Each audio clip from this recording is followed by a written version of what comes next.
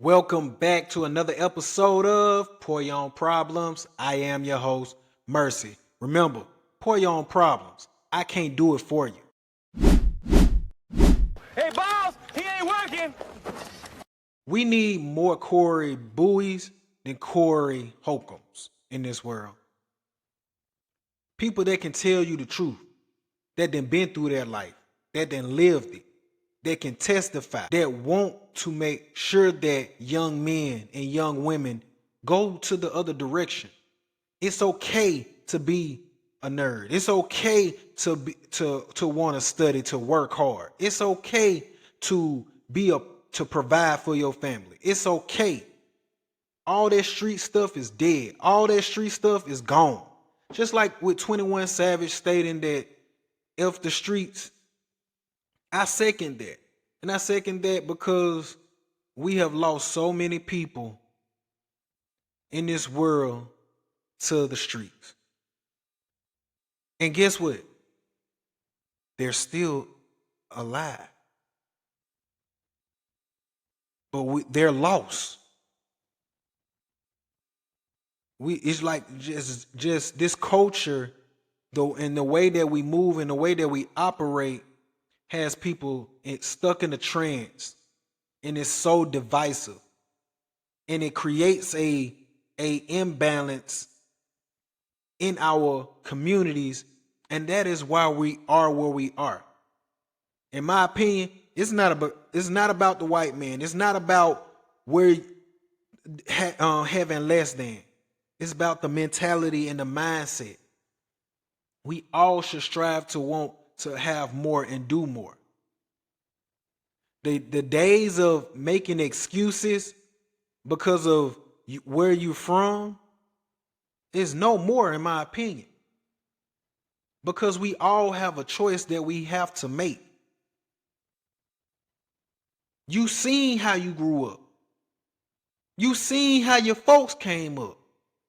And yet, you still want to go down that path long, knowing that it's going to lead to more and more destruction. You having babies, your kids having babies, and then the cycle continues. Come on, we got to stop playing dumb.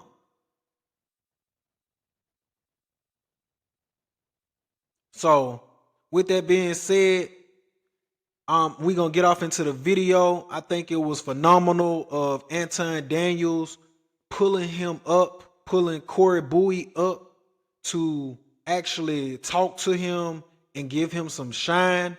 And when this all said and done, I'm going to put the video in the bio, as well as Corey Bouie's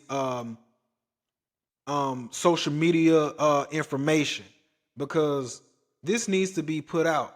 I wish that I could have sent this stuff to my son when he was alive. I wish I could have heard this when I was a young man, trying to be street, trying to do this, trying to do that, right? But and I feel like this applies to us all on any level that you may be on. You may not even be street, but you still can formulate understanding of, no, I don't want this. I don't want this type of life. I don't want to be projected in this atmosphere. I want to have this and that. I want to have this. I want to have more. So let's get off into it.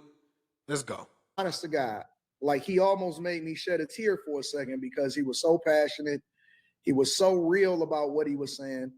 And I just resonated with his message because I just thought that it was something coming from a completely different perspective that I think that hit people, and it's something that people need to hear. All right. So what I'm gonna do is I'm gonna bring up Big Dog. His name is Corey. What up, Corey? What's up, Mr. Daniels? How you doing, brother? Chilling, my friend. How you feel? Man, I feel great, man. Highly favored, man. I don't know who need to hear this, but it's an honor, man, and it's a pleasure. And man, and he may be a street, came from the streets, but you can hear the respect that he has. You hear how he say, Mr. Daniel. And I don't know this for sure. They could be the same age or have the same type of wisdom, right? But he still showed them respect. Pay attention. to be on this platform with you, man. Thank you, my friend. So this is what I'm gonna do. I'm gonna play them part of the video that helped me to discover who you was, so that they can familiarize themselves with the mess. And then I want to get your perspective and your thoughts on some stuff. All right. So let me play this really quickly. This is how I discovered Corey. Do you want me to call you Corey Barber? You can call me, yes. Okay, cool. This is how I discovered him, y'all. I don't know who need to hear this, but it's so important, though, that you make good decisions, though, with your life while you're young, bro. I know a lot of us want to be like hard. We want to be tough. We got to always come out on the winning end, bro. But listen, though, it don't make you soft to walk away from situations, bro, when you got so much to lose, bro. Son, when I was young, bro, I was him, dog. I always had to be the one to do it, dog. I couldn't let nothing slide. Pride issues, worrying about what people think about me, bro. And it always put me in a bad situation, bro.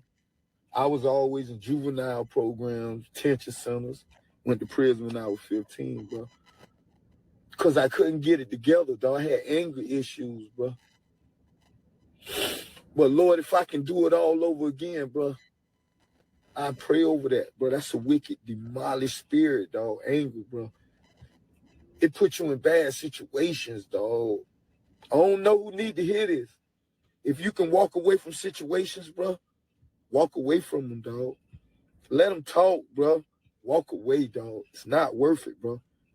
When you get in situations and you go to jail,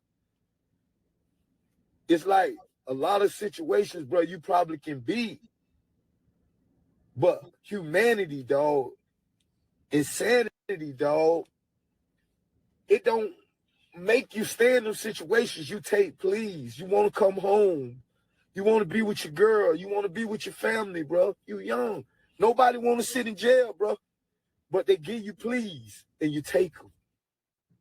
So that was a part of the video in which I discovered you, big dog. Can you familiarize the people with your story and how you came to, get so much visibility? Because that's not the only video that's popping to you, but how you came to get so much visibility, and why do you think that people resonate with your message so much? Because a lot of people, even when I was reading some of the comments, a lot of people tune into you for almost like a daily message.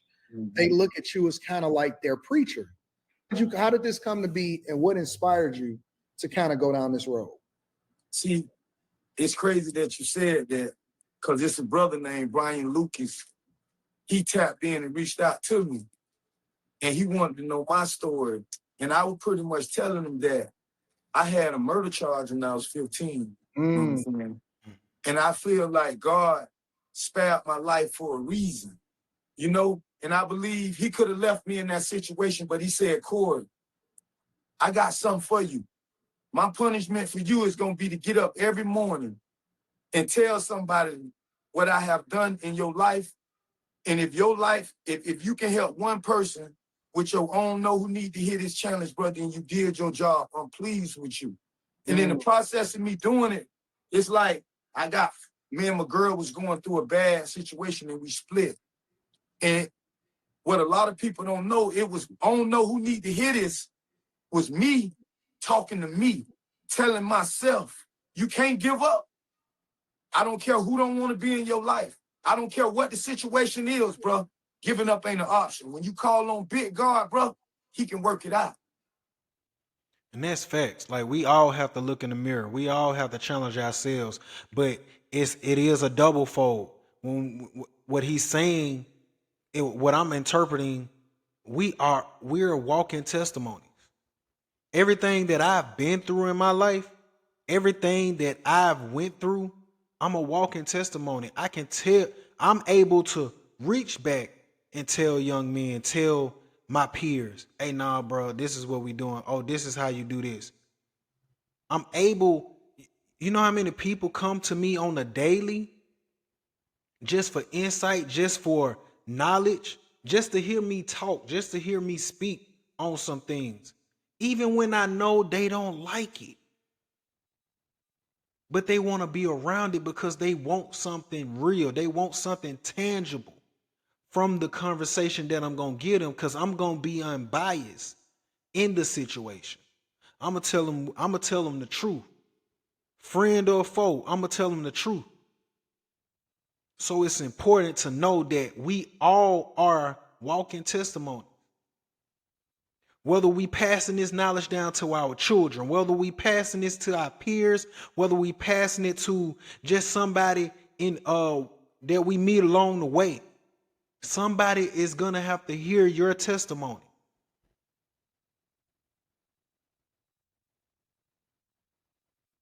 This helps with the situations that we see of people committing suicide. If somebody was there to give them that voice, share that knowledge.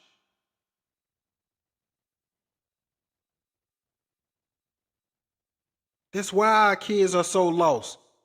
And they run into the streets, or they run into the internet, or these streamers, or these rappers, or these entertainers, because we're not providing it for them.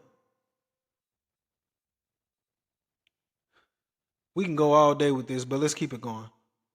Mm-hmm. And then at first when I started last year, you know, and people was like, oh, why you doing this here? I said, man, listen, I don't do it for money, because when I first started doing, I started getting attacked from all areas. Fake pages, man, it's out off the chain.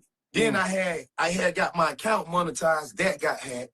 So all my payouts been on froze. And it's like, I'm from the streets, I'm computer illiterate. So I say, you know what? I'm a locksmith. Everything I do with passion, I put my heart in it. I used to be a bully, bro. I used to be the type of person that caused all the problems. When I come around, nobody don't want to be around me. And then that light hit in my head, bro. I see the same thing. Like I was saying, I feel like it's a lot of stuff going around, but I think it take the streets to save the streets. You know what I'm saying, good brother? I think people like me and you know what I'm saying, that done been through things, you know, and showing the brothers that God got the ability, bro, to make the impossible possible. You feel me? Yeah. I made a situation from where I'm at, dog, to where a lot of people don't have nothing good to say about me. You know, but just like the Bible, God will take his strongest soldiers, bro, for his toughest battles. Yeah. So no matter what I go through in my life, I don't make excuses, man. I don't question God. Because, bro, when I had that first-degree murder charge and I got convicted, September 1st, 2001, when I got that life sentence, everybody walked out my life. Everybody walked out my life. That's the thing, Corey, and I'm so appreciative of people like you being able to communicate in ways that I may resonate differently than you resonate, because I come from a completely different lens of how I was able to get out of the hood. But at the same time, I'm still in the city that I was born and raised in, Detroit, right? And you come from the perspective of, this is what I really went through. And I think that it's a lot of these guys that's out here crashing out. They think that the streets is going to be there for them when they go through, or when they catch that charge and all of that stuff. What's your perspective on that? Like, how do you see that as far as the youth out here doing the stuff that they doing, and they think that they friends is they friends and a girl gonna still be there with them? What would you say to that? Bro, I'm gonna tell you just like this here, straight up. 9 times out of 10, your homeboy gonna put you in the situation. Gonna leave you out to dry.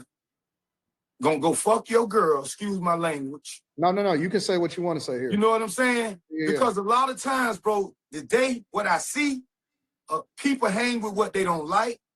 They'll study you. They'll try to be you. And when they fail at being you, they'll hate you, man. A lot of times, bro, we hang with what we don't like. You know, just look at what goes on. And I can testify to that. I've had so many people be around me because of my light, because of how I carry myself. Like I said, people come to me and ask for advice all the time, whether they like what I'm going to say or not, because they drawn to that light. They drawn to that light that's in my life. And and it's spiritual, but it's a little deeper than it being spiritual.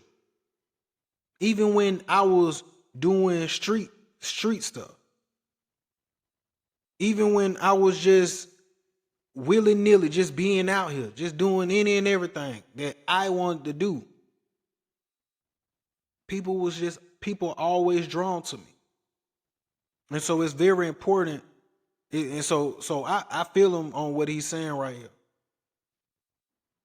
We really study the people that we think don't like us. We really, before you know it, they have so much control over us and everything we do in our life, bro, to where we lost.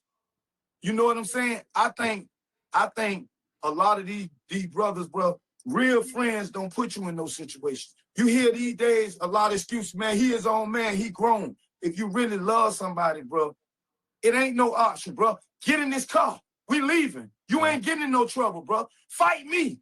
You know what I'm saying? We need to go back to where You should never be afraid to check your people. You should never be afraid to check your people. when people struggle and people hurt, it affected us, bro. We need to go back to morals, bro. We need to go back to like watching out for other people's kids like it used to be. Kids used to be scared to do things. These days, they don't got a care in the world, bro, because other grown-ups looking at it and not saying nothing. Yeah. And then when the situation get out of hand, everybody want to make excuses and blame everybody else. When a lot of parents see the signs, but won't even say nothing to their kids because they're afraid of their own kids. Yeah. Somebody got to step up, man, because we are the people that the kids want to be like. They want to be like that drug dealer on the corner. They want to be like that man down there with goals in his mouth. These are the people that they try so hard and give all their energy to. So we got to be the ones to tell them, get out these streets. Respect your parents, man. You know what I'm saying? The only thing we taking personal is our goals. So many kids these days, they make an excuse, bro. Every time situations get hard, they make an excuse because what they got the type of parents, not my baby, not my baby. At some point in life, you're going to have to man up and silence all that selfish stuff that we as parents do to cause all the noise in our life in order to focus on our kids and for our kids to be successful, bro. Yeah. I agree with you 100%. I don't think that it's anything because now, I went through and I got addicted to your videos, right? And so I'm scrolling through. I see you in the corner store or the gas station. I don't know which one it is, but you're there. It's a corner store, and I go there because on September 4th, 2017, I was in prison. My brother lost his life up there. He got killed in front of that same very store. So I'm obligated to go up there. And it's like when I go there and I meditate, I pray, and then it's like the Holy Spirit coming to me and then use me as a vessel. I don't write nothing down. I never know what I'm gonna say, but I go up there with the intention to anoint the block, anoint the hood. You know what I'm saying? Because a lot of brothers, bro, gave up on God.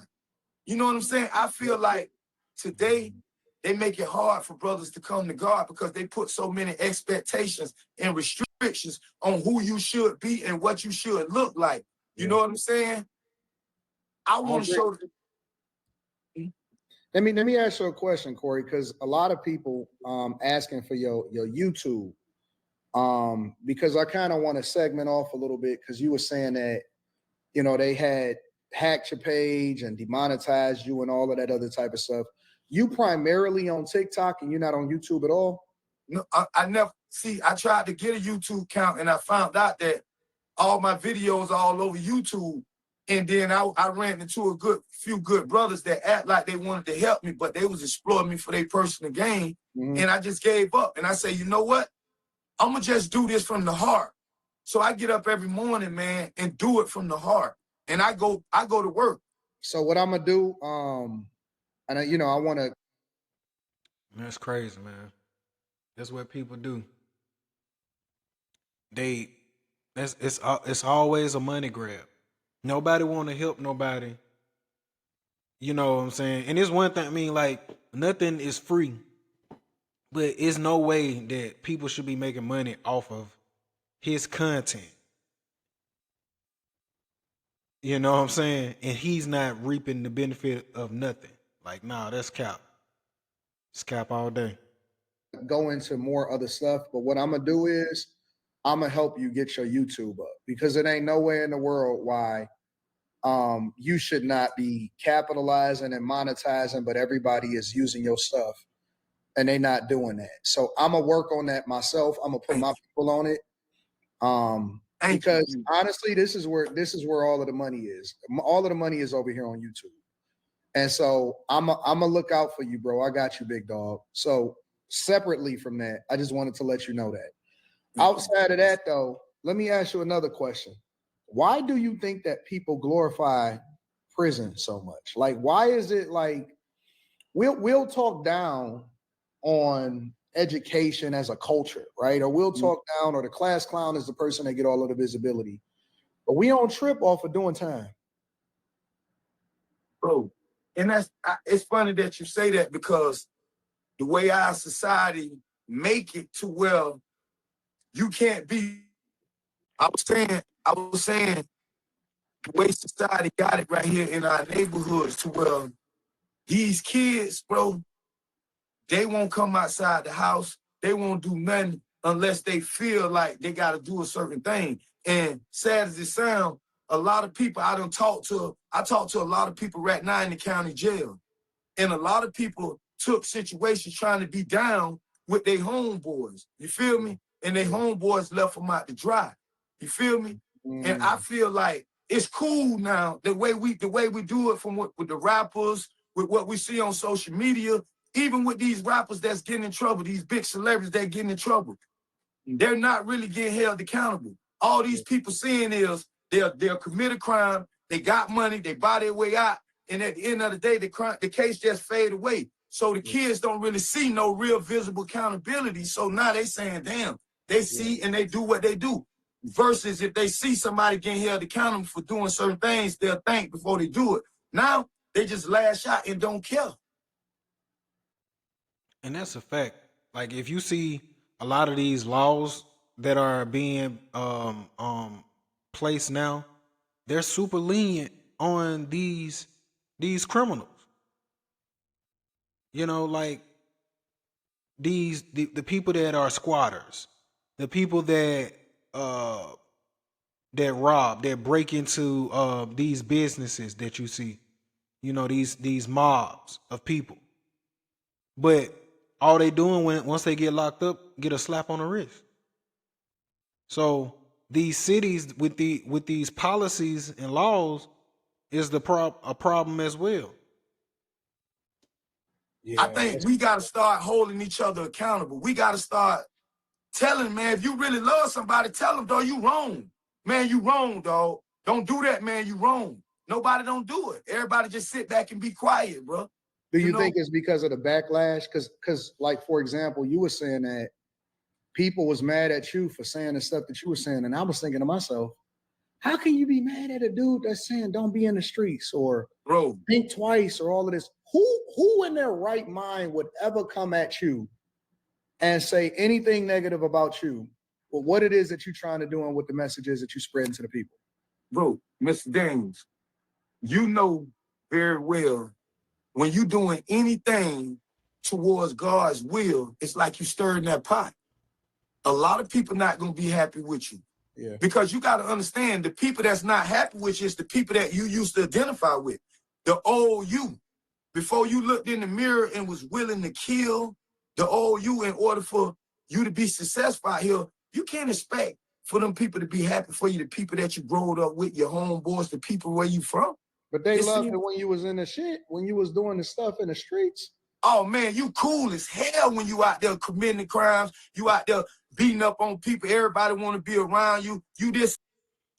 And I add to that, people, because they know the calling that God got on your life. They know that you have a purpose, because regardless if you can see it, 9 times out of 10, other people can see it as well. And so what happens is they keep you where you at because they don't want you to grow. They don't want you to become the person that you're destined to be. Because Just like parents can see it in you, 9 times out of 10, your homeboys, your friends, your homegirls, these people see it before you even see it sometimes. And they don't like that. So what can they do? Especially if they jealous and they envying you. Keep you low. Keep feeding you the negativity. Because they don't want you to outdo them and be great without them. And that, bro. But when you go to making changes, making steps for your life, they can't benefit off you no more. Yeah. See, let me tell you something. When you out there lost and you hanging out, you a people's person, you doing all type of things. Yeah, everybody want to be around you, because guess what? If somebody try me, I know Corey right there. He gonna go off. I can use him as a wolf. I can turn him against anybody that I don't like, because I know Corey loyalty to me. You feel me? And I think that's where we go wrong at. A lot of us use that in the wrong way and manipulate people to do what they want to do. But when the person can't benefit off you no more, because when you change and when you saying, no, dog, I got to go to work, 9 times out of 10, if he call you for some foolishness, you're not going to do it, bro. Yeah. Versus you ain't got no job or you ain't got no motion, no good motion. You know? Yeah. I just, like I told the dude this morning, I say, bro, you got to get out your head, man. A lot of us, bro, we be our own worst enemy. Overthinking situation. We've been the made mistake and overthink ourselves right out of good situation. Yeah. Yeah. You feel me? Yep. I think that you, honestly, Corey, man, honestly, I think that you're supposed to be a lot bigger. Like, you're supposed to be at these major universities, institutions of higher learning. Like, your message is it resonate a lot more because you actually seen it. You know what I'm saying? Yeah. So people try to discredit people that's not still in the streets, and they'll say, well, what do you know about it, right? And you may even be, you may grew up in it or whatever, so on and so forth, but you actually have lived it and survived it to where you can come out and say, hey, man, this ain't really the life that you want to live. Do you think that it's difficult to reach the youth, or do you think that they actually looking for this type of leadership? I think they looking for this type of leadership because they see somebody that look just like them. They see somebody that come from the same hoods in the same neighborhoods that they come from. So a lot of people get in situations where they go to prison and get out and give up. They say, all I got is the streets. Nobody gonna hire me. I'm a convicted felon. Nobody don't want to be around me because I've been to prison. I want to be a true example of showing them that, no, you can go to prison. You made a mistake. You paid your debts to society, and you can get right back out here in front of the same people that broke you, and you can show them what God did in your life by being a productive citizen out here in society. Yeah. Then you can't just talk about it. Yeah. You got to be about it. You know what I'm saying? Yeah. Yeah, that's a fact. I agree. What do you think about because I've never ever been to jail, I've never been to prison, right? So I can't speak to that lens.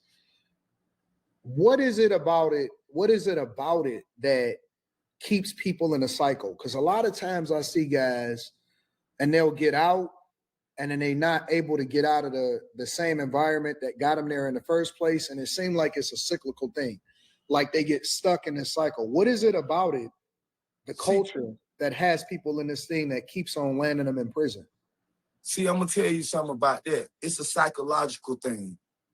You feel me? Yeah. And when you go to prison, all the way from the medication to the food, once you get in that system, bro, they're going to put you in a situation till you almost going to reoffend. They're going to put so much stipulations on you. They're going to tell you that you're not good enough.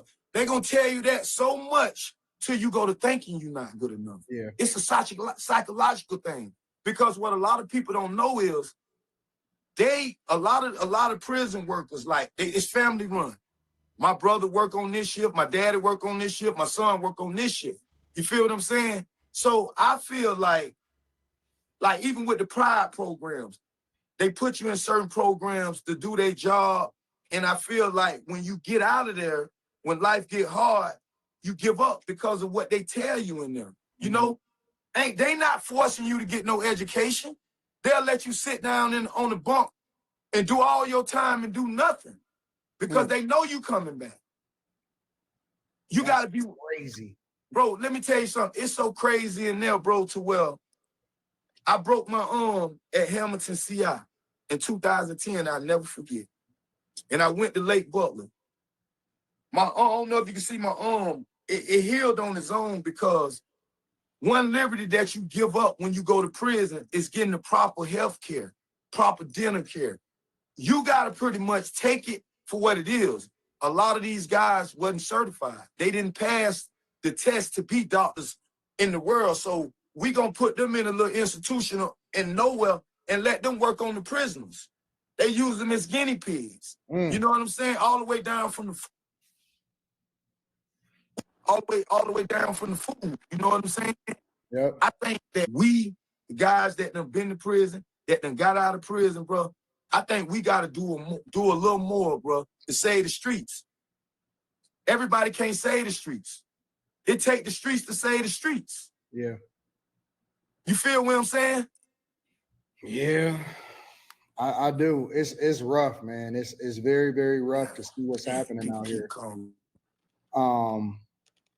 I hate the fact that it's almost like the influence on these young people and the influence of the streets, it seems like it's more, and I don't know if it's just because we don't have as many examples as we should, or maybe we not making it as cool as it should be or something like that, but it just seems like the influence on the streets is a lot heavier than it is, you know, the positive stuff.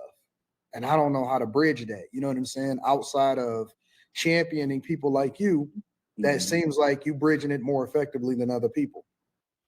I think to address what Anton's saying, I believe that a lot of it contributes to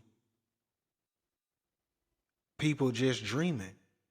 They believe the facades that are painted in the music industry, painted in the movie industry, painted in the streets. You know what I'm saying? Like they're living off a facade of something that they think is going to happen. You know, they think that they're going to win in the streets. They think they're going to win doing some of the criminal tasks that's put in front of them. That is no consequences whatsoever.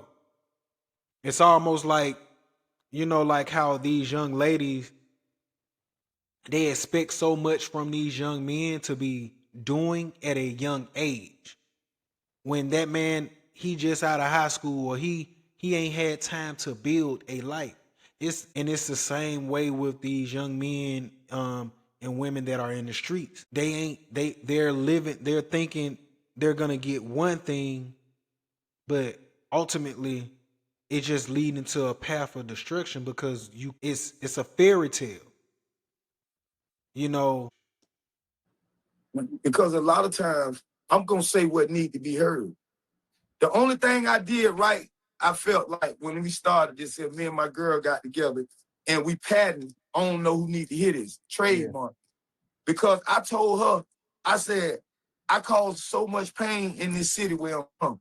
If I don't do nothing else, I'm going to impact this world for change. Where you from? I'm from Palm Beach County, Florida. A city called Boynton Beach. You know, and around here, like I said, when I first started doing it last year, you hear people talk. I didn't care.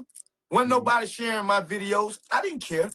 I didn't have no money. I didn't care. I went straight to the flea market and burnt my own brand on my own sweater. And I pushed my own self. I get up every morning, bro, and do it. I'm going to push it out there because somebody need to hear it. When I get them letters like I get, bro, I was finna kill myself, but I got my hand on your video. It hit different when you got the right, when you got the responsibility, bro, to help somebody. I feel like you're obligated to help somebody, bro. Just think about this here, Mr. Things. We all done things in our life and got away with it. Or we think we got away with it, not knowing God see everything. that's a fact. Like I always say, whether it's right or wrong, every choice that we make has a consequence. It's things that I've done that I didn't pay for, and it's things that I've done that I've had to pay for. It's things that I haven't done that I still had to pay for, even though I didn't do it. But that's just life. But we got to keep on moving. We got to keep on going forward. Let's keep it going. Yep. So what I'm saying, at some point in our life, we got to grow up to the point where we mature to know that God blessed us. He forgave us. He let us skate. We got to stop our young brothers, bro. They blind. Yeah. They take too much of the wrong things personal. The only thing we taking personal, bro, is our goals. We fighting, bro. It's so easy to give up on your goals. It's so easy for your friends around you to make you feel guilty for doing what's right for your life. You know what I'm saying? Like, it's like the day people don't have no common sense. They call people snitches that's doing the right thing. And they call, bro, it's just so crazy. It make people hard to speak up and say something. If I see this man over here beating this girl up over here, possibly can kill her, then you thinking about what they think about you. You ain't gonna call the police when you could have called the police and possibly saved somebody's life. Now on the other end, you over here getting robbed and nobody don't say nothing and you taking it personal. I just seen that the other day. A dude wouldn't help somebody else, bro, and then he found himself in a situation where he was getting robbed. Nobody didn't say nothing, and he felt hurt. He felt violated because he from the same neighborhood. Yeah. But it's the same thing. You won't speak up because you scared somebody gonna call you a snitch. Yep. You feel? Yeah, that's right. Like, we can't pick and choose when to do something right.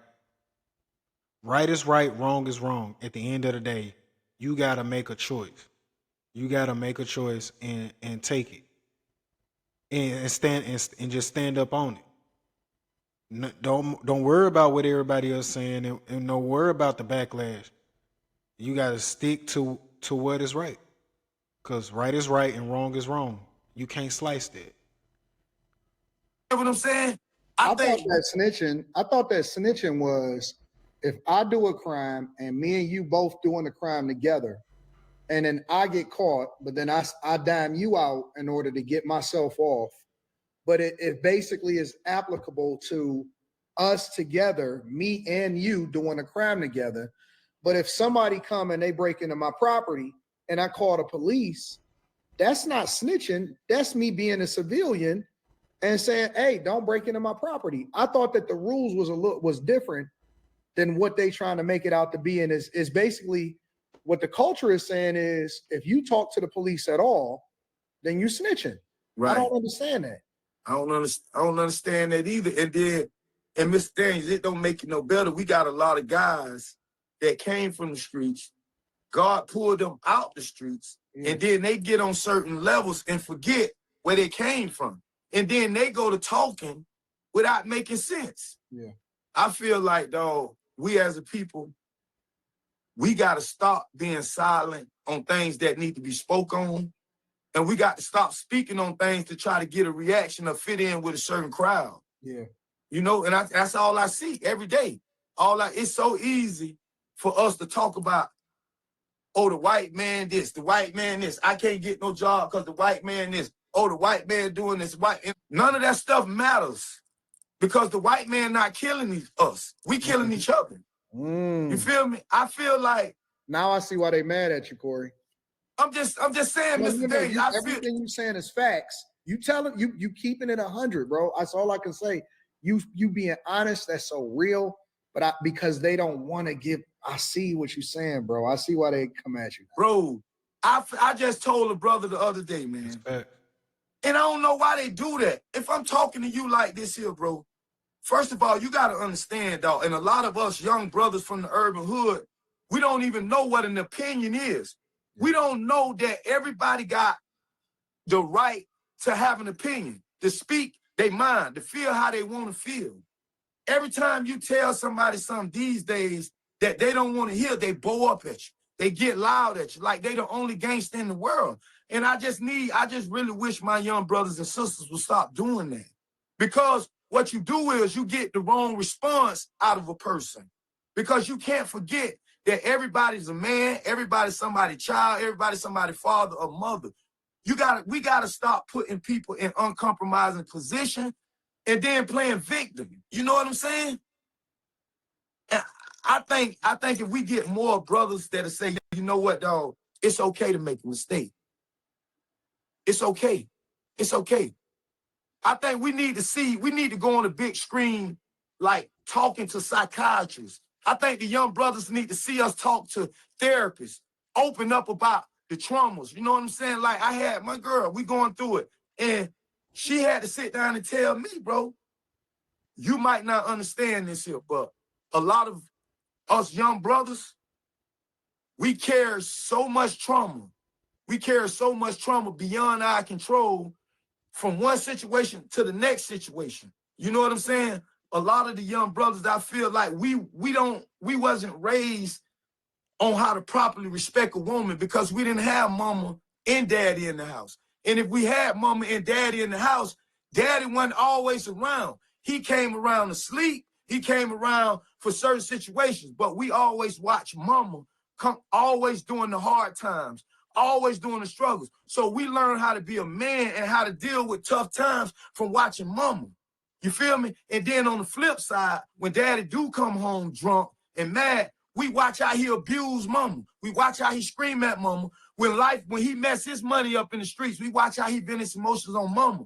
So as a kid, before we get grown, we start finding ourselves disrespecting our own mother. You feel me? So I feel like That's cold. That's cold, but that's the truth. You imitate what you see. And I go even a step further. It's just like with it kind of remind me of Joyce Myers. A story I heard about Joyce Myers said like she hated how her daddy was, right? But ultimately, she started, her dad was a cheater. But ultimately, she started doing the same stuff that her daddy was doing. Like you build up so much resentment for certain things, gathering up all this trauma that you become exactly what you don't like. Corey Bouie, he's speaking facts, man. we got to go back to the board.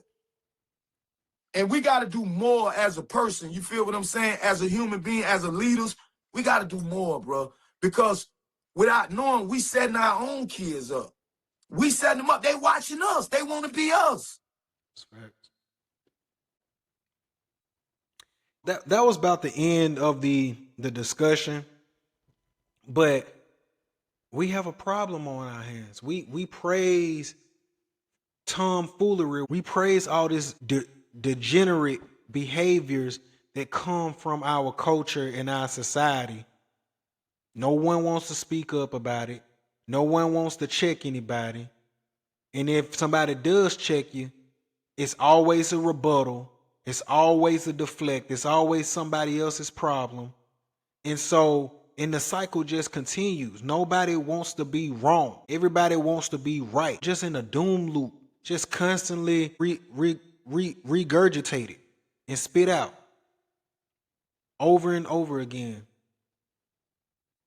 But I think it's a lot of gems in this video. I think that he really, really illustrated his heart and his pain, and he's speaking real facts. And I believe that it don't matter if you from the hood or you from wherever. I feel that you can relate to his story, relate to his speech and where he's coming from any walk of life, because we've all got trauma. We all have things that we need to work on. And like I stated earlier, we all are walking testimonies. My testimony may not be your testimony. My story may not look like your story, but we have a story where we're going to help somebody and assist somebody down that path. Like I said, I'm going to link this video from Mr. Anton Daniels in the bio. I'm going to also link Mr. Corey Bouie's information down in the bio as well. Remember to like, share, comment, subscribe, and hit that notification bell. It's your boy Mercy. I'm out.